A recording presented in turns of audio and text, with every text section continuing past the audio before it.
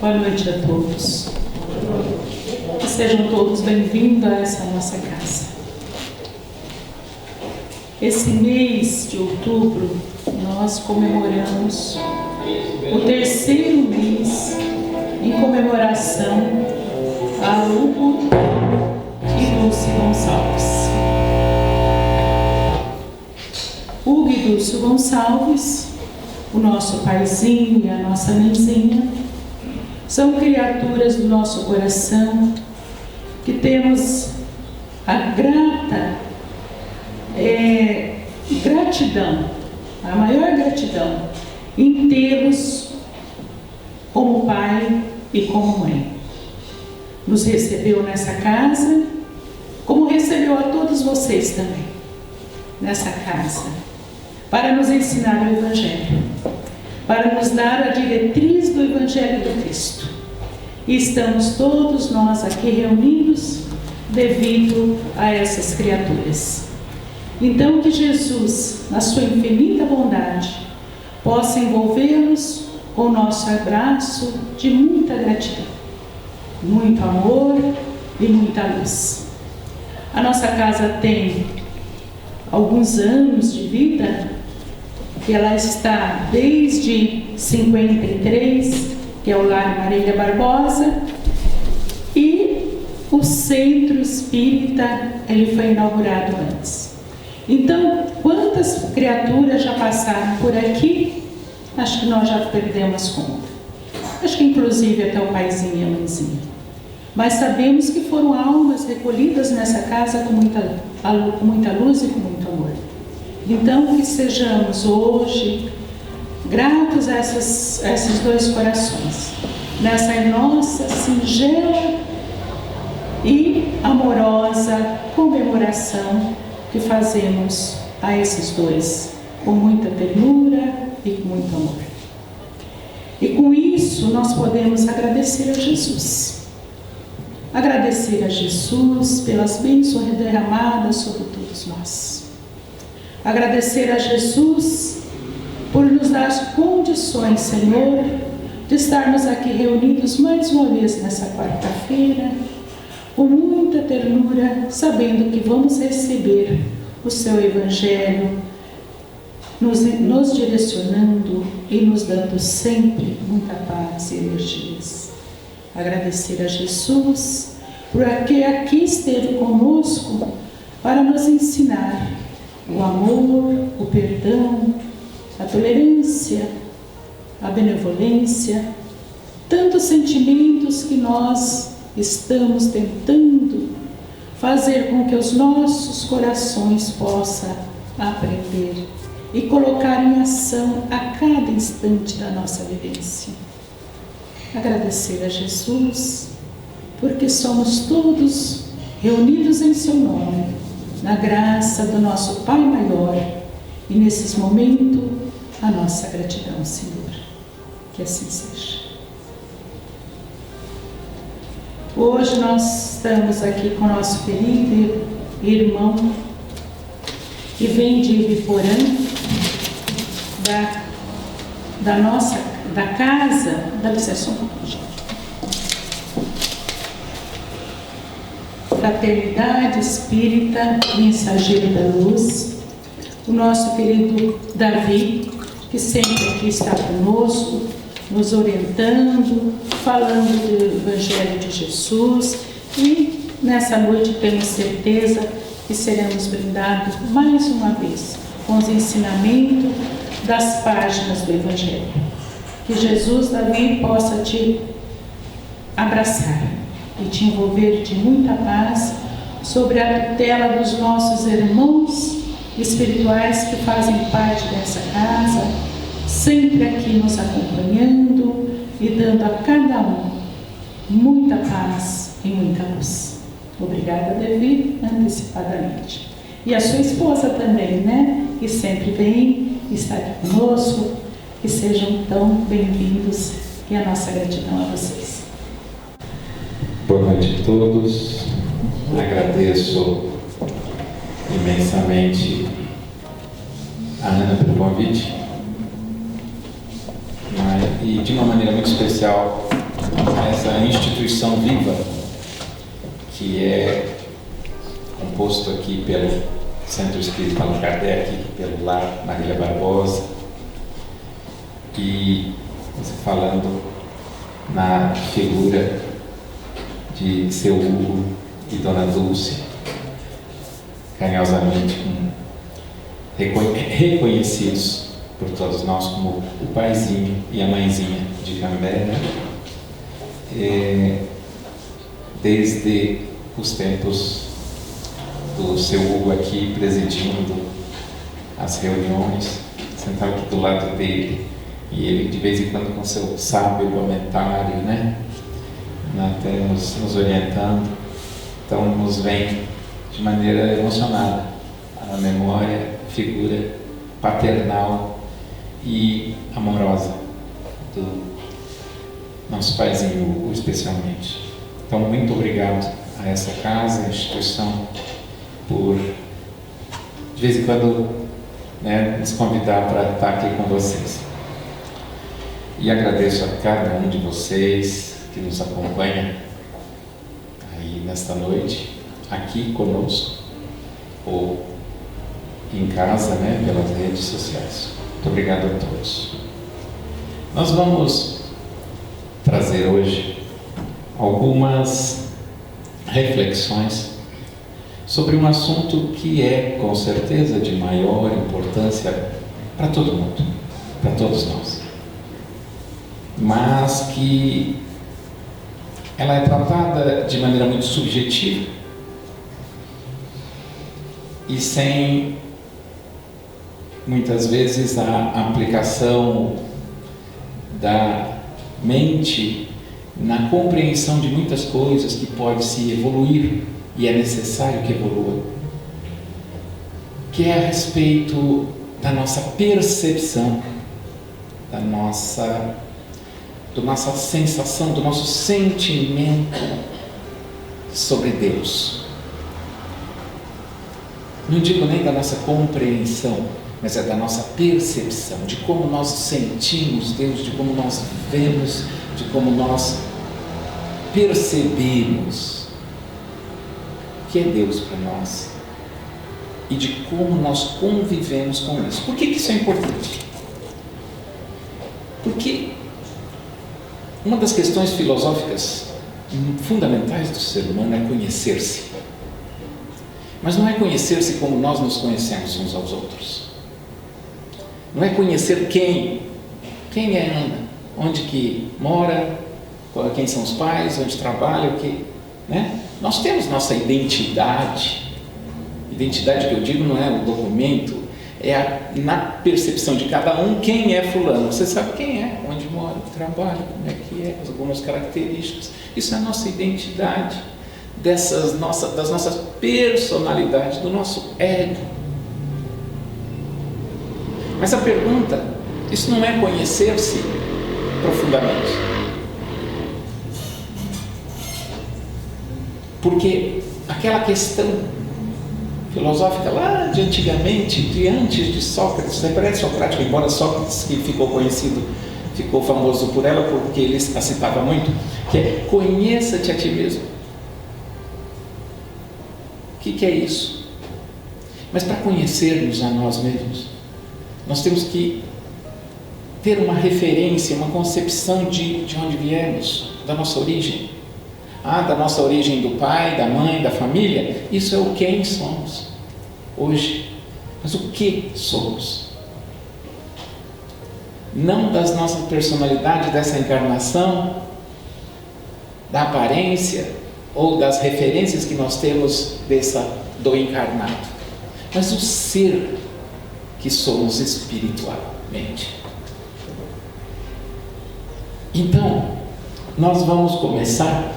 E para isso é muito importante aquela percepção de Deus, da nossa origem, de como nós vemos isso, de como nós nos relacionamos com isso. Então a nossa proposta hoje é uma reflexão, um bocado de estudo, até para provocar em todos vocês que nos acompanham, provocar algumas coisas que é muito importante para uma certa mudança de concepção a respeito do próprio ser, que muitos espíritos estão nos trazendo, muitos irmãos iluminados, muitos irmãos encarnados muito preocupados com essa questão. Inclusive existem inúmeras obras falando a respeito do ser consciencial. Porque ele fala o ser encarnado, material e espiritual. Nós fazemos uma divisão um pouco tola, porque nós nunca deixamos de ser espiritual. Nós vivemos no mundo espiritual, nosso mundo é essencialmente espiritual. Nós somos espíritos, nós vivemos como espíritos que somos. Por isso que cada um é de um jeito, embora tenhamos as mesmas regras sociais, os mesmos meios. Então é muito importante isso. Vamos voltar um pouquinho no tempo, um pouquinho só. Vamos lá quando estavam surgindo as primeiras manifestações de inteligência nos grupos humanos na Terra, na pré-história. Nós vivíamos nas cavernas. Em todos os grupos sociais que se formou na Terra, em toda a história conhecida e até nos conceitos pré-históricos que possamos ter, nós vamos perceber que todos esses grupos tinham em suas vidas uma presença muito forte e desenvolveram uma espécie de relacionamento com um poder superior que lhes governava a vida, que lhes governa a vida. Vamos fazer sempre no presente, para a gente ir voltando e sentindo isso, essa maneira de ver. Todos os povos, todas as tribos, todos os grupos humanos, desde lá, tinham uma relação de respeito, de temor com os poderes que lhes governavam a vida, que são tão evidentes. E eles começaram a imaginar que existiam seres poderosos que cuidavam dessas coisas e lhes dirigiam a vida. E em todos começa a se perceber o seguinte: a razão do homem já lá começa a perceber que a vida é governada por uma lógica. É claro que eles não tinham esses termos, mas se percebe: tem sede, bebe água, sacia a sede. Tem fome, come um alimento, sacia a fome e desenvolve o corpo, cresce, envelhece e morre. Mas normalmente antes disso existe uma outra sensação muito presente no ser humano, que é a libido, daí o sexo, daí a reprodução, a manutenção da espécie. A vida, não só nos humanos, mas em toda parte, em todos os níveis, é governada por um princípio inteligente, por regras, por uma lógica única em todo lugar. Aí então, esses grupos passaram a ter uma relação de respeito com esses supostos seres, então, que dirigiam todas essas forças, esses poderes misteriosos. Foi aí que surgiram os deuses, os cultos aos deuses, pelo temor que tinham, e passaram a imaginar, a demonstrar essas forças, essas figuras sobre-humanas, das mais variadas formas, de acordo com as suas necessidades e de acordo com seus temores, com os perigos que tinha. Para uns o Deus da caça, o outro o Deus da chuva, o Deus, né? Várias figuras assim. Gosto muito daquela deusa, da figura assim, da mitologia, daquela deusa romana, que onde ela passava, tudo florescia e produziam frutos e alimentavam os povos, né? A deusa Ceres, né? Que vinha com seu cesto assim, cheio de sementes, e onde ela passava, tudo florescia. Daí vem o nome, inclusive, para esses alimentos de cereais, né? Só que, a partir de um determinado ponto na história, e no nosso caso, assim, do nosso conhecimento, ou mais estudados por nós, mais ou menos na mesma época, surgiram dois grupos do mesmo tronco, aliás, familiar, material, né? Do mesmo tronco, da onde surgiram duas religiões, uma dos hebreus e outra dos povos árabes, onde daí se sucedeu depois, com o passar dos séculos, as religiões denominadas de judaísmo e o islamismo. E a crença muito forte, muito profunda na unicidade de Deus. Só que esse Deus único, descrito por Moisés, assim como descrito também no Corão, nas palavras do profeta Maomé, é um Deus muito parecido com aqueles deuses ainda lá do início da época da antiguidade ou até da pré-história. Nós devemos aqui fazer uma referência à dificuldade que existia na época, tanto da escrita quanto da própria linguagem, ainda muito pobre, comparando-se às linguagens, a nossa linguagem desenvolvida atualmente, cheia de figuras e de rebuscos que naquela época não existia. O hebraico, por exemplo, é uma língua que não tem adjetivos. Para dizer que alguém é poderoso, diz que ele é o Senhor, que é soberano. Quem é o Senhor? Um homem, pai e dono de tudo, das terras, do poderoso, o rei. Essas figuras então vinham à mente e eram traduzidas assim as expressões relativamente ao Deus, numa figura muito humana. Ah, mas ele é amoroso, é pai. Não existe amoroso, o pai é uma figura que representa. Então o que acontece? Nós passamos a ter Deus como a imagem de alguém, não só alguém, mas do sexo masculino, de idade relativamente avançada, que a gente podia comparar com um rei sentado num trono todo poderoso. E isso não ficou na antiguidade, não. Recentemente, olha, vamos pegar uma época bem expoente assim, por exemplo, no renascentismo. Como é que Michelangelo pintava Deus? Um velho de barbas brancas, mas com aquele olhar firme e poderoso, um certo rancor, né? As esculturas, as pinturas retratam assim Deus.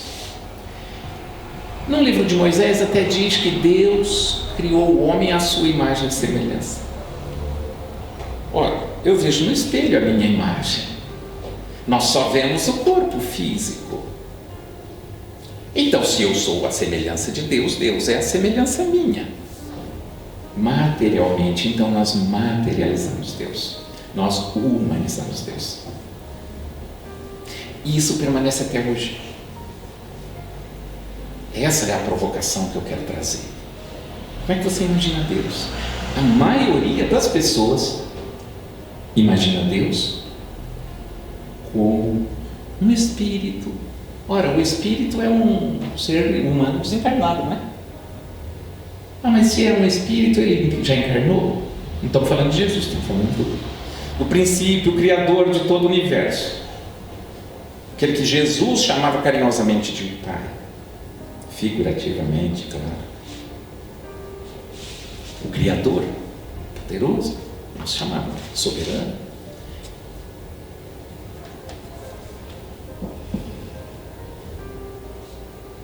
Deus é um Espírito. Vamos fazer uma parte aqui, eu quero fazer uma colocação a respeito de como nós percebemos as coisas e como nós aprendemos. A mente humana, como é que ela funciona para aprender? Tudo que eu estou falando aqui, vocês estão criando imagens mentais aí. A mente só aprende, e esse é o motor do progresso, por associação. Nós observamos, associamos, comparamos e deduzimos. É assim que funciona a mente. Tanto é que a gente tem uma necessidade de comparar tudo. A gente vive medindo as coisas. Na física a gente aprende que os dois fatores mais importantes que a gente tem que ficar medindo é tempo e espaço. Estávamos conversando hoje, quanto que dá daqui em casa até lá em Cambé? Dá uns 16 quilômetros. Uns 20 minutos de carro, ou 25. Tempo e espaço. É quilômetros, metros, centímetros, milhas, anos-luz, né? Tempo. Demora alguns minutos, hora, dia, mês, ano, século, milênio. Nós temos que ficar medindo. Agora, quando a gente fala assim, o Espírito é eterno, defina eterno. Não tem definição. É aquilo que eu não sei. É aquilo que vai para muito além, não sei quanto, se é que existe termo no sentido de fim, de algo que eu não sei medir, mas não é eu. Ninguém pode, ninguém sabe o que é eterno. O espaço é infinito, o universo é infinito. O que é infinito? Ninguém sabe, é aquilo que ninguém consegue dizer o quanto é. E quem criou o universo infinito e o Espírito eterno? Deus. Então, Deus está para lá do infinito e para lá do eterno. E como é que a gente quer fazer uma imagem de Deus? Por isso que a doutrina espírita nos ensina que nós podemos partir dos efeitos de Deus e não da sua causa, porque ninguém vai saber. Nós temos que nos conformar com isso. Do mesmo jeito que nos conformamos quando dizemos o espaço é infinito, o Espírito é eterno. Nós não sabemos o que é infinito e eterno. E não vamos saber. Na nossa razão, na nossa maneira de pensar, não temos qualquer forma de imaginar, de comparar, de medir Deus. Então, olha só.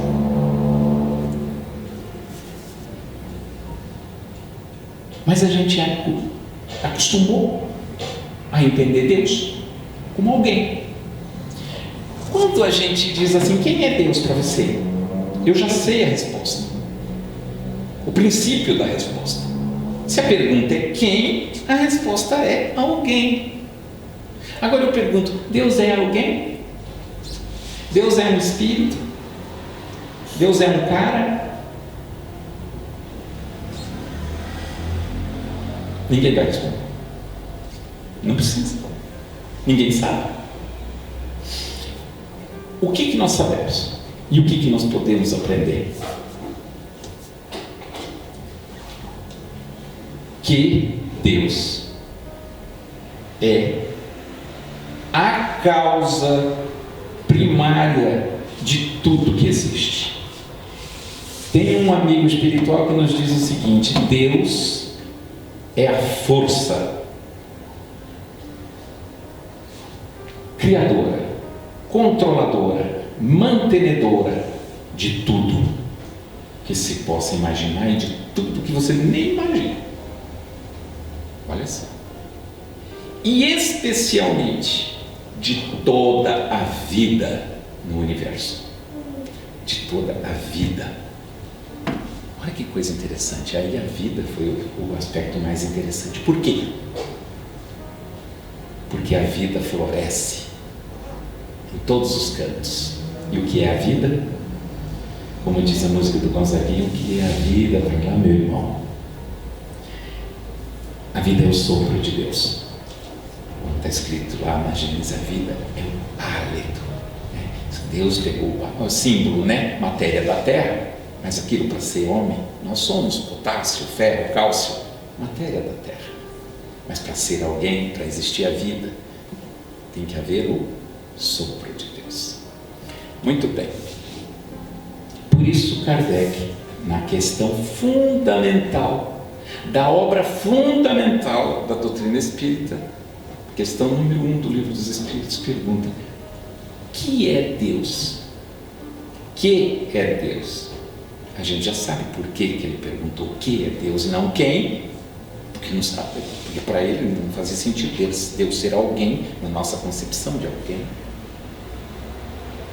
Todo alguém para nós tem que ter a forma humana, por mais evoluído que seja. Tem que ocupar um espaço restrito. E é assim Deus? Não, não é. E aí, Kardec, com isso, inspiradíssimo pelos espíritos que coordenaram a codificação espírita, diz: que é Deus? E vem a resposta conhecida de todos: Deus é a força suprema, criadora de tudo que existe, causa primária de todas as coisas, né? Essa é uma das traduções mais famosas da resposta. Muito bem. Então, a provocação que eu me referi é a seguinte: nós precisamos quebrar um paradigma. Toda vez que você pensar que Deus é alguém que está em algum lugar, lá no sétimo céu, e você fala: como é que eu vou chegar até Ele? Você se sentir só? Isso é o seguinte: Deus está lá? Está, mas também está aqui, está em qualquer lugar, em todo lugar. Tem algumas coisas que a gente não consegue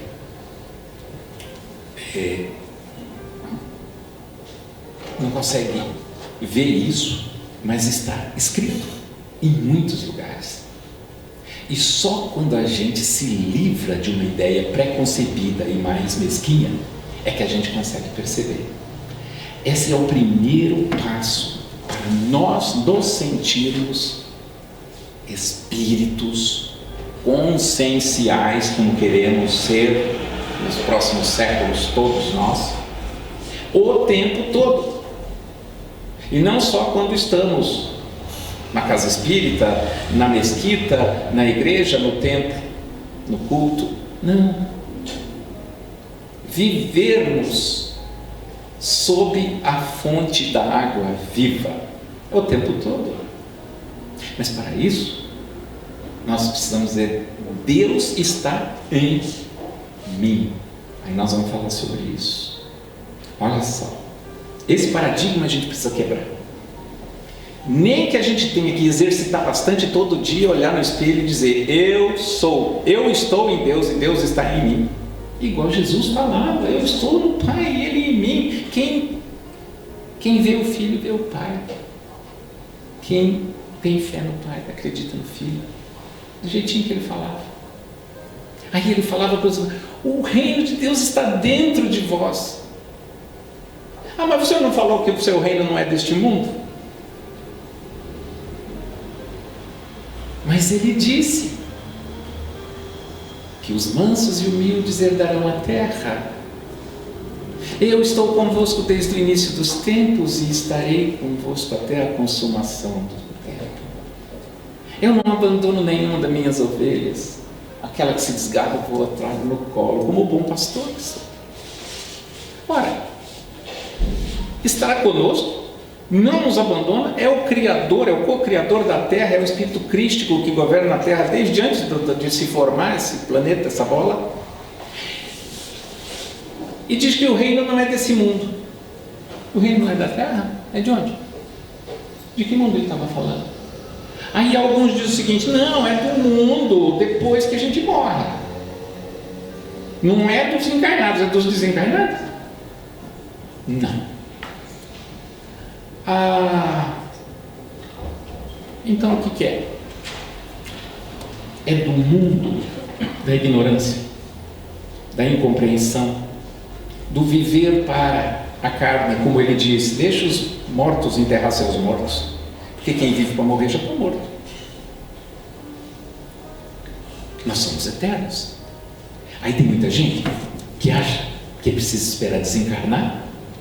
Alguns acreditam até que primeiro tem que passar pelo dia do juízo, do grande julgamento, para ser eterno. Nós já somos eternos há milhares de anos. Nós somos eternos o tempo todo. Nós somos eternos agora. E Deus onde está? Bom, então vamos falar sobre isso. Essa evolução do pensamento através dos tempos fez chegar a um conceito sobre Deus, independente até do nome que se lhe dê. Inclusive eu citei aqui agora há pouco o islamismo, inclusive de Allah para o Islã, também é o mesmo Deus com as mesmas características. Na Igreja Católica, por exemplo, Santo Agostinho vivia ensinando as características de Deus, preferia também ensinar as características de Deus e não querer entender origem, que isso é bobagem, nós não vamos entender. Como Deus sendo onipotente, onisciente, onipresente, poder onipresente, onipotente. Vamos pegar só a onipresença de Deus, porque eu falei onde está. É aquele que está em tudo. Por isso que Jesus falava, o reino de Deus está dentro de vós.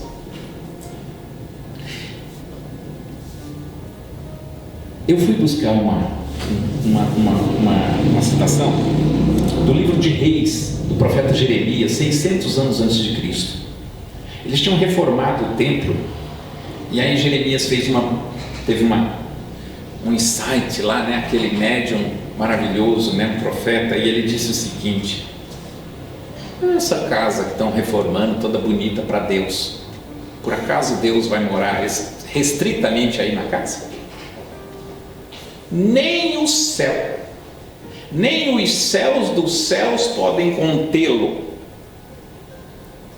Ou seja, o mundo e o céu e os céus dos céus, uma crença que veio da Babilônia e do Egito, que eles acreditavam que eram várias camadas, vários céus, né? Por isso existe até aquela expressão do sétimo céu. Eles não contêm Deus, eles estão contidos em Deus.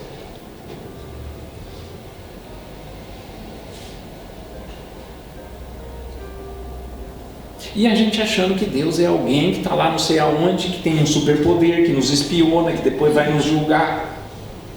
Quando nós pensamos algo, Deus ressente junto conosco.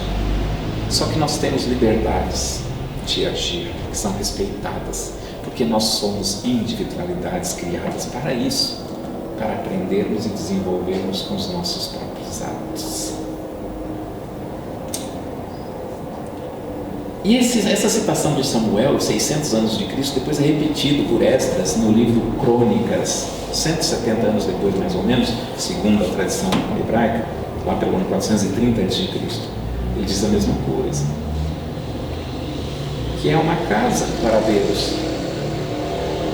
Deus não está restrito aos homens na terra, mas nem o céu, nem os céus dos céus podem contê-lo, trazendo a citação de Jeremias. Tem uma citação na Torá, na Bíblia, quando Abrão vê um espírito iluminado que ofusca a visão dele, e ele acredita que está vendo Deus. E o Espírito sabe que ele pensa que é o Deus, e é assim que ele acreditava. Então é um enviado, é um mensageiro. Aí o que ele diz? Quem é o Senhor Deus? E o Espírito, né, traduzindo no que queria dizer a respeito de Deus, diz: eu sou. Eu sou. Sou o quê? Ele ficou esperando, sou quem? A eterna pergunta, quem, né? Quem é você, né? Que não tem resposta com relação a Deus. Aí ele diz: eu sou o Alfa e o Zênite, na tradução grega. Eu sou o princípio e o fim de tudo. Eu sou reticências. Essa foi a resposta. Sou o quê? Tudo. Então aí depois a gente vai olhar Jesus pensando assim. Vamos falar mais um pouquinho dessa onipresença. Onipresente é estar em tudo, não é estar vendo todos os lugares. Não tem um olho mágico aqui vendo Londrina, Cambé, bisbilhotando a nossa vida e depois Deus vendo o que nós fizemos. Não! Deus, se Deus é onipresente, Ele está em tudo. A percepção divina, o sopro divino, o hálito divino, a criação, o poder criador divino está em tudo, em cada célula do nosso corpo. Uma vez, décadas atrás, num grupo de estudo, perguntaram, quando a gente estava estudando o livro A Gênese, onde esse assunto é tratado no capítulo 2 da Gênese, do livro A Gênese. Então Deus está no inferno? Nossa, que palhaçada, né? Brincadeira de garoto. Se existir um lugar chamado inferno, Deus está em cada átomo dele. Por quê? Porque só existe matéria, porque existe uma energia agregadora, mantenedora, sem ela se dispersa. O que é isso? André Luiz diz o seguinte, que Deus repousa no mineral, desperta no vegetal e age no animal. Nós somos instrumentos de Deus em nós. Aí a gente olha algumas frases de Jesus, por exemplo, eu rabisquei umas aqui, olha. Ama a Deus sobre todas as coisas, porque Deus está em tudo. Aí ele diz assim, e o segundo mais importante, semelhante a este, ama o teu próximo como a ti mesmo. Nós estamos mergulhados em Deus, todos juntos e ligados, queiramos ou não, gostemos ou não. Eu já disse que eu estou no Pai e Ele em mim. Quem ama um, ama o outro.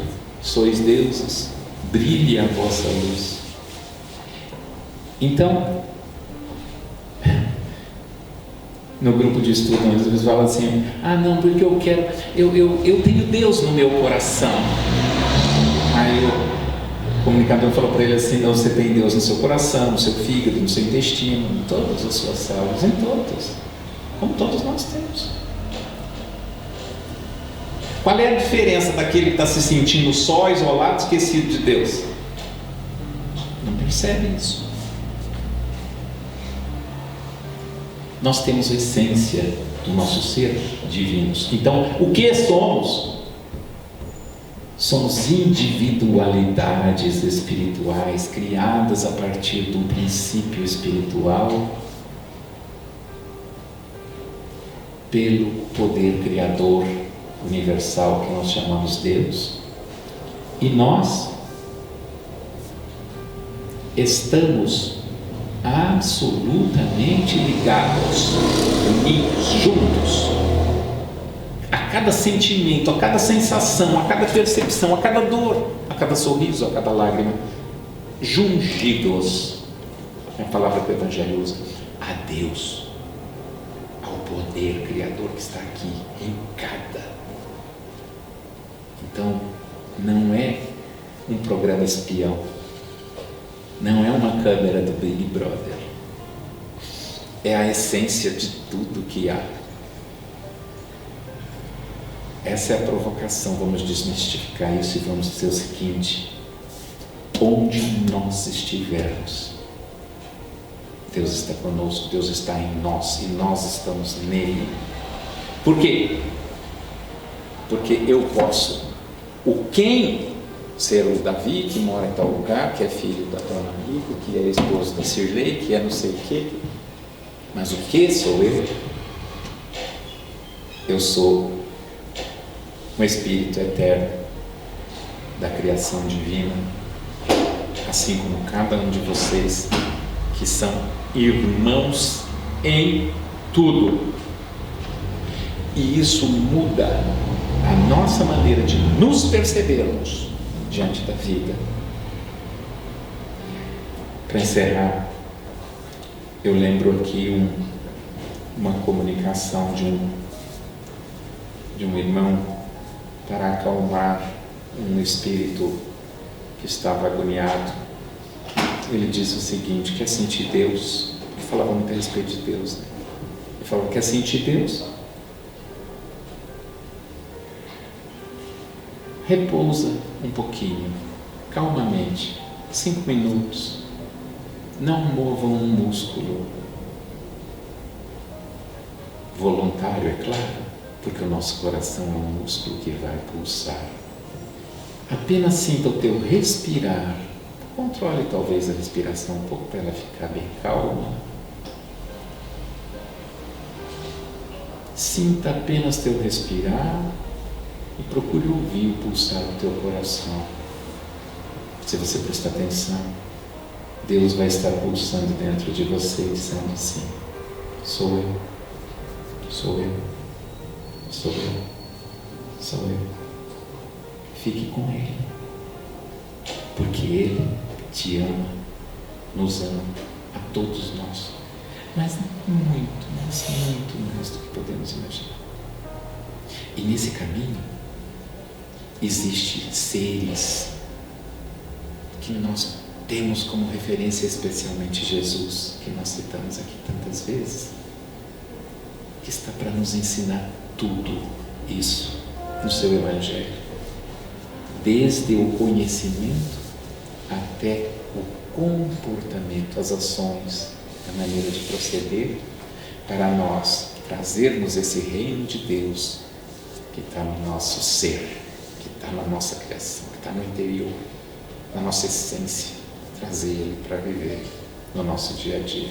É assim que nós queremos despertar para os séculos da regeneração. Obrigado. Deus abençoe a todos. Então, vamos analisar muito essa explanação hoje que nos foi dada. E a hora que a gente estiver na sala de passe, então vamos ouvir o nosso coração. Simplesmente ouvir como Davi falou. E agradecer a Deus por Ele estar em nós e por nós estarmos nele. Boa noite a todos. Ana Cláudia me pediu com todo carinho para que eu viesse aqui hoje e agradecer pelas oportunidades que todos nós temos. Mas me fez lembrar quando o nosso querido paizinho, né, falava para a nossa querida mãezinha: Hugo, a minha avó, a Dona Dulce falava para o seu que não tinha feijão. Amanhã não tem feijão para as nossas meninas, né? Eu lembro quando eu era criança, eles contavam muito isso para a gente. E aí o vovô dizia para ela, né? Vamos confiar. E amanhã a gente vê. E tinha sempre um anjo no outro dia que ajudava a casa, as nossas queridas tias, né? São as tias do coração, as nossas meninas, que a vovó falava muito nas meninas. Então, o que me faz lembrar? Que nós não podemos perder a esperança nunca, que tudo passa e que amanhã é um novo dia. Não podemos judiar do nosso corpo, sofrer, não dormir, né? Buscar ajudas em coisas mundanas, se nós temos a nossa querida doutrina, que a grande lição foi o seu Hugo, a mãezinha, foram aqueles que estavam sempre mostrando para nós as oportunidades. E agradecer sempre. Que vocês todos possam se sentir abraçados pelo seu anjo da guarda, pelo seu Hugo, pela Dona Dulce, por Jesus. São eles os nossos guias, são eles os nossos exemplos. Agradeço pela oportunidade. A gente fica emocionado, porque a gente não tem como não sentir, né, a presença dos bons amigos. Essa casa bendita é que nos acolhe, que nos protege, que nos dá o caminho. Então que vocês possam se sentir realmente abraçados por Deus, abraçados por Jesus, abraçados pelo nosso Hugo, pela nossa Dulce. Obrigado pela oportunidade. Uma boa semana para todos vocês.